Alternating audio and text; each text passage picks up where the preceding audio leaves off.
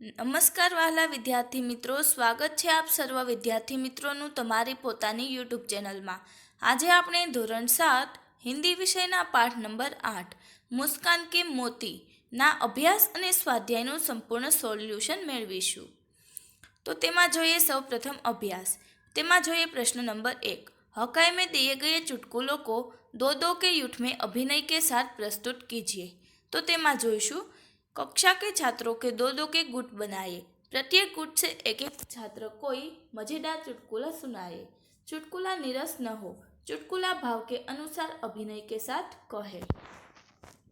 प्रश्न नंबर 2 છે आपने सुने हुए मजेदार चुटकुले सुनवाए. तो તેમાં પહેલું છે अमित कहते हैं पहलवान से, कमाल है भाई, 5 साल पहले भी तुमने अपनी उम्र 32 वर्ष बताई थी और आज भी अपनी उम्र 32 वर्ष ही बता रहे हो. तो पहलवान कहता है, हम पहलवान हैं जो एक बार कह देते हैं उस पर अटल रहते हैं, अपनी बात से पीछे नहीं हटते. बीजू है सुरेंद्र कहता है, नवीन, इंसान की नज़र ज़्यादा तेज है या जानवर की. तो नवीन कहता है, जानवर की. तो सुरेंद्र बोलता है, यह तुम कैसे कह सकते हो. तो नवीन कहता है, क्योंकि जानवर कभी चश्मा नहीं पहनते. ત્યારબાદ ત્રીજું જોઈએ. अंकल कहते हैं, आरती, तुमने अखबार वाले का बिल देखा है. तो आरती कहती है, अंकल, क्या शहर में लोग बिलों में भी रहते हैं. चौथुं है नौकर कहते हैं, मालिक, आप एक साथ दो दो रोटियां क्यों खाते हैं. तो मालिक कहता है, डॉक्टर ने मुझे डबल रोटी खाने को कहा है. ત્યારબાદ છે પ્રશ્ન નંબર 3. उदाहरण के अनुसार एक शब्द रखकर चुटकुला बनाइए. उदाहरण છે शिक्षक कहते हैं, हेतल मिठाई नहीं खाती, इसमें हेतल क्या है. तो छात्र कहता है, मूर्ख. तो તેમાં જોઈશું પહેલું, माँ कहती है, बेटा घर में कुत्ता कैसे आ गया. तो बेटा कहता है, चल कर. बीजू છે दुकानदार कहते हैं, आप कब से खड़े खड़े चीज़ों को देख रहे हैं, आपको क्या चाहिए. तो ग्राहक कहता है, मौका. त्रीजू, न्यायाधीश कहते हैं, बैंक का दरवाजा तोड़ने का कारण बताओ. तो चोर कहता है, ताला.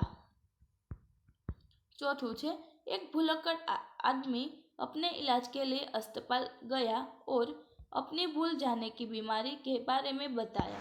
तो डॉक्टर कहते हैं, यह आदत आपको कब से है. तो भुलक्कड़ कहता है, याद नहीं. ત્યારબાદ છે પ્રશ્ન નંબર 4. फंसोगे फिर भी हंसोगे, निम्नलिखित प्रश्नों के उत्तर हाँ या ना में दीजिए. तो તેમાં પહેલું છે, क्या तुम्हारे घर वाले जानते हैं कि तुम मूर्ख हो. तो જવાબમાં આવશે ના. બીજું છે, क्या तुम अकेले ही पागल हो. तो જવાબમાં આવશે ના. ત્રીજું છે, मेरे दिए हुए 500 रुपये खर्च कर दिए. तो જવાબમાં આવશે હા.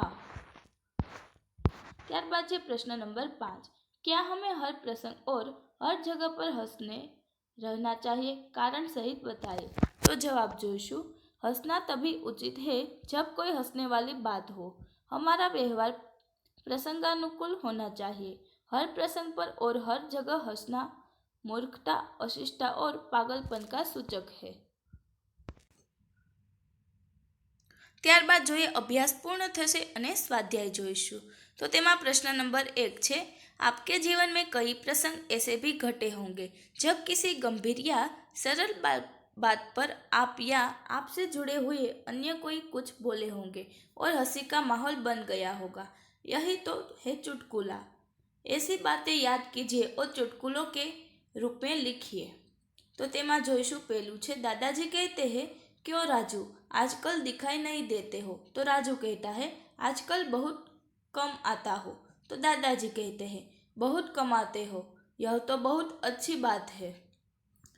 तो ત્યારબાદ જોઈએ બીજું, कमल कहता है, देखो बिजली आ गई. तो दादी जी कहती है, बिजली को बिल्ली समझकर, इस बिल्ली ने तो नाक में दम कर दिया है. दूध खुला हो तो ढक दे बेटा, कल तो सब पी गई थी. ત્યારબાદ જોઈએ પ્રશ્ન નંબર 2. भाषा की एक खूबी है अकेनार्थी शब्द અને कार्थी शब्द के विभिन्न अर्थों का उपयोग कर चुटकुला बना सकते हैं. उदाहरण अनुसार चुटकुला बनाइए. तो विद्यार्थी मित्रों તેમાં જોઈશું उदाहरण. शिक्षक कहते हैं, लंका को सोने की लंका क्यों कहते हैं. तो छात्र कहता है, क्योंकि वहाँ कुंभकर्ण जैसे सोने वाले लोग रहते थे. तो सोना, तो उसका एक मतलब होता है धातु, जो संज्ञा है। सोना तो उसका मतलब होता है निंद्रावस्था, जो क्रिया है। तो तेमा જોઈએ पेलू बस। तो पिताजी कहते हैं बेटा क्या थक गए, थोड़ा ही और चलना है। तो बेटा कहता है पिताजी अब और नहीं बस। पिताजी कहते हैं बेटा बस यहाँ आती है नहीं है, पैदल ही चलना होगा। बीजू छे उत्तर।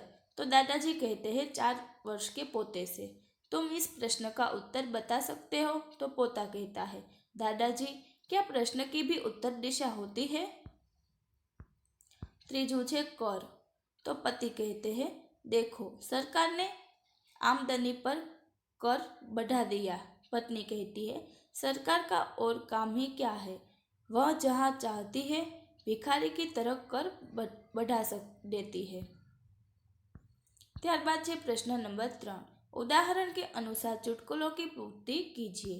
उदाहरण जोईशु। मालिक कहते हैं तुम बहुत बड़ा गधा है। नौकर कहता है ऐसा कहकर मुझे शर्मिंदा न करे मालिक, बड़े तो आप हैं। तो तेमा पहलू छे पतली गली में 2 आदमी आमने सामने आ गए। पहला आदमी कहता है हटो बीच में से, मैं किसी गधे को रास्ता नहीं देता। तो दूसरा आदमी बोलता है रास्ते से हटते हुए, पर मैं तो देता हूँ।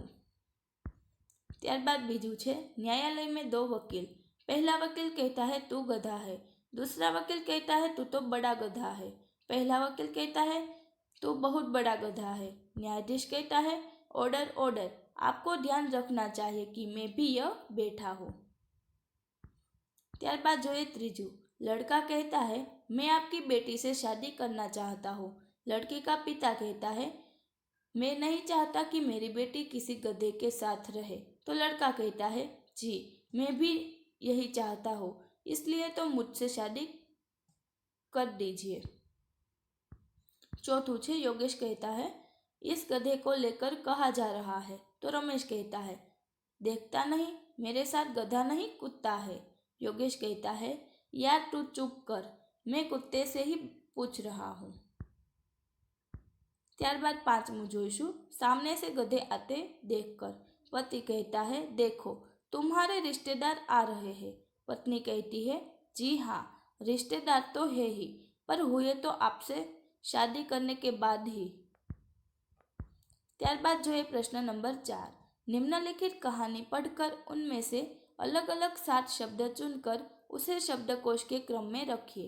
तो विद्यार्थी मित्रों आ मुजब આપણે कहानी જોઈશું।